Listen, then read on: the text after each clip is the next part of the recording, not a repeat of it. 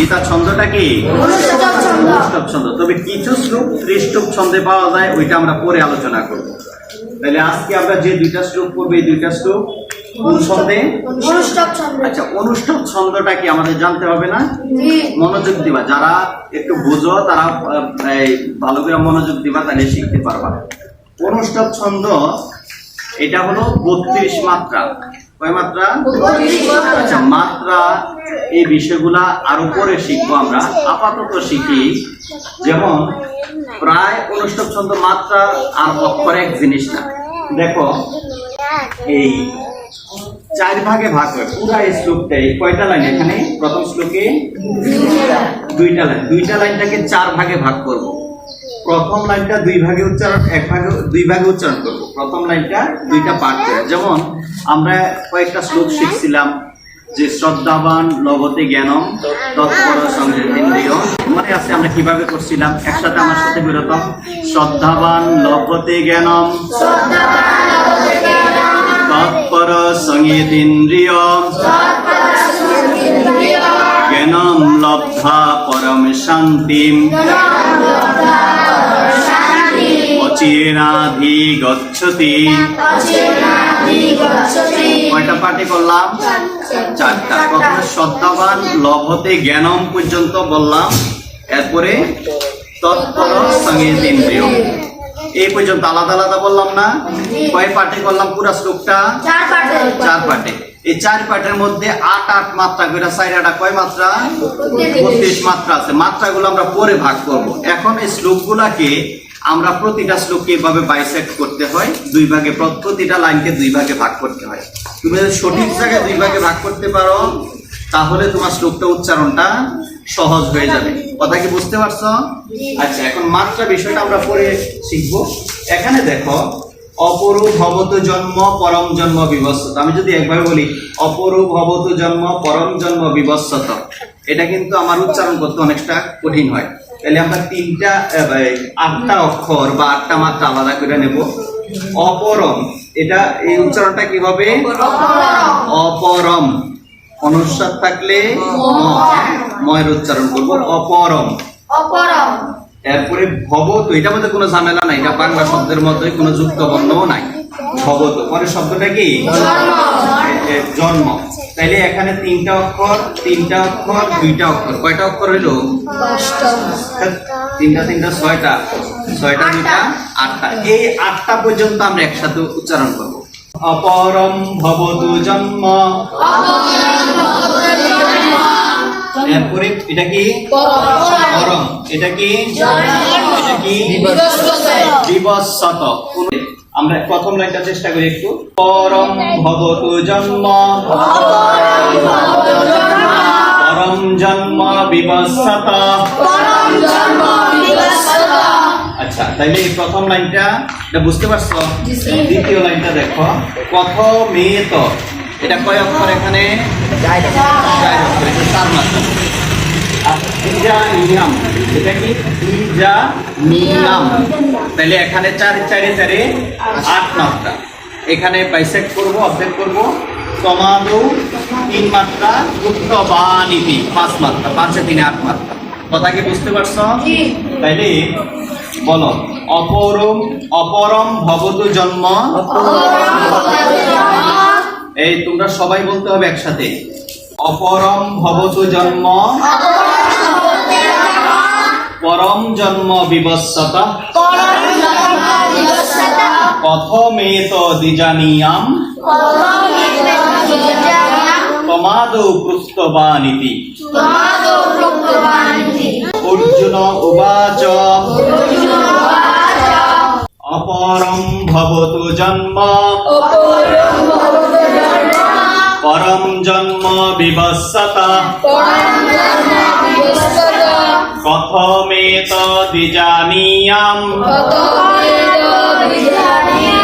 তমাদৌ পৃষ্ঠবানিতি। অপরম ভবতু জন্ম পরম জন্ম বিবস্বত। প্রথমেত দ্বিজানীয়াম তমাদো প্রুক্তবানিতি। এই শ্লোকটার অর্থ কি জানো? ভগবান শ্রীকৃষ্ণ যখন বললেন যে সূর্যকে আমি জ্ঞান প্রদান করছি, তখন অর্জুন বিশ্বাস করছে এই কথা? কেন বিশ্বাস করে নাই? সূর্যের যখন জন্ম হয়েছে তখন ভগবান শ্রীকৃষ্ণ জন্মগ্রহণ করে নাই। এই জন্য অর্জুন বলতেছে যে তোমার জন্ম পরে, সূর্যের জন্ম আগে, তুমি কেমন করে সূর্যকে এই জ্ঞান শিক্ষা দিলে? এগুলো মুখস্থ করা কিছু না, এগুলো বুঝলে মনে রাখলে মনে থাকবে সহজে। এরপরে শ্রী ভগবান এটা উত্তর দিবে না, বলো। এরপরে শ্রী ভগবান উবাচ। এই শ্লোকটাকে আবার কয় ভাগে ভাগ করবো বলো? 4 ভাগে। উপরের লাইনকে 2 ভাগে, দ্বিতীয় লাইনকে 2 ভাগে। আমরা কতটুকু পর্যন্ত অর্ধেক করবো বলো তো? প্রথম লাইনে কি মনে হয় তোমাদের? ব্যতিক্রানি পর্যন্ত আমরা অর্ধেক করব প্রথম শ্লোকে। এরপর তানহম বেদ সর্বাণি নতম বেদ পরম সর্বাণি পর্যন্ত। বহুনি মে ব্যতিত্বানি জন্মানি তব চোর্জুন তানহম বেদ সর্বাণি নতম বেদ পরম তপম। অর্জুন উবাচ। অপরম ভবতু জন্ম পরম জন্ম বিবস্বতম প্রথমেতদ্বিজানীয়াম তমাদো প্রুক্তবানিতি। শ্রী ভগবান উবাচ। বহুনি মে ব্যতিত্বানি জন্মানি তব চার্জুন তানহম বেদ সর্বাণি নতম বেদ পরম তপম। তাহলে অর্থটা হচ্ছে তোমার এবং আমার বহু জন্ম হয়েছে বা বহু জন্ম অতীত হয়েছে, তুমি সে সকল কথা জানো না, আমি সেই সকল কথা জানি। কথা কি বুঝতে পারছো? তার মানে ভগবান শ্রীকৃষ্ণ সূর্যকে জ্ঞানযোগ শিক্ষা দিচ্ছে কি এই জন্মে নাকি আগের জন্মে? এখানে এই যে বারবার জন্মগ্রহণ করা, এটাকে বলা হয় জন্মান্তরবাদ। কি বলা হয়? জন্মান্তরবাদ। তোমাদের ধর্ম বইয়ে জন্মান্তরবাদ সম্পর্কে পাইছো না? তাহলে জন্মান্তরবাদ কিভাবে হয়? এই দেহ যখন মানুষ মারা যায়, এই আত্মাটা কি মারা যায়? ধ্বংস হয়ে যায়। এই আত্মাটা কি করে? অন্য দেহ ধারণ করে। এই পদ্ধতিটা হলো জন্মান্তরবাদ। আমরা এখানে অতীতে আরো অন্যান্য দেহের মধ্যে ছিলাম না? কিন্তু আমরা কি জানি কোন দেহে ছিলাম, আগের জন্মে কি ছিলাম, জানি কিনা? যদি জানতে হয় কিভাবে জানতে হবে? সরকারের কাছে জানানো যাইব? কার কাছে জানতে হইব? এটা কে জানে আমি আগের জন্মে কি ছিলাম? কে জানে? ভগবান জানে। তো ভগবান জানে, এই জন্য ভগবানকে জিজ্ঞেস করতে হবে। তাহলে ভগবানকে জিজ্ঞেস করতে হবে কোথায় যাইয়া? ভগবান কোথায় থাকেন? স্বর্গে যাই জিজ্ঞেস করতে হইব। আচ্ছা, এটার জন্য সাধনা করতে হয়। এটার জন্য কি করতে হয়? সাধনা করতে হয়। তাহলে ঠিক আছে। তাহলে এই 2টা শ্লোক তোমরা কয়েকবার করে এখানে পাঠ করবা, তারপর আগামী ক্লাসে এটা শিখাবা। ঠিক আছে? বহুনি মে ব্যতিত্বানি জন্মানি তব চোর্জুন তানহম বেদ সর্বাণি নতম বেদ পরম তপম। তাহলে এখন একজনে করো, এটা বলো। অর্জুন উবাচ। অর্জুন উবাচ। অপরং ভবত জন্ম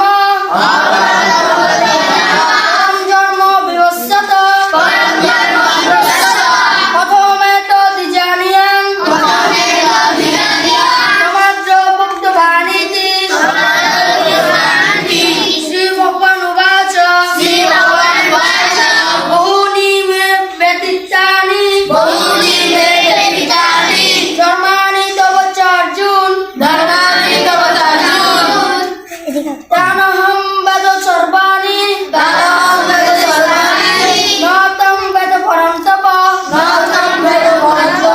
দ্বিতীয় শ্লোকটা আরেকবার বলো। তবচ অর্জুন।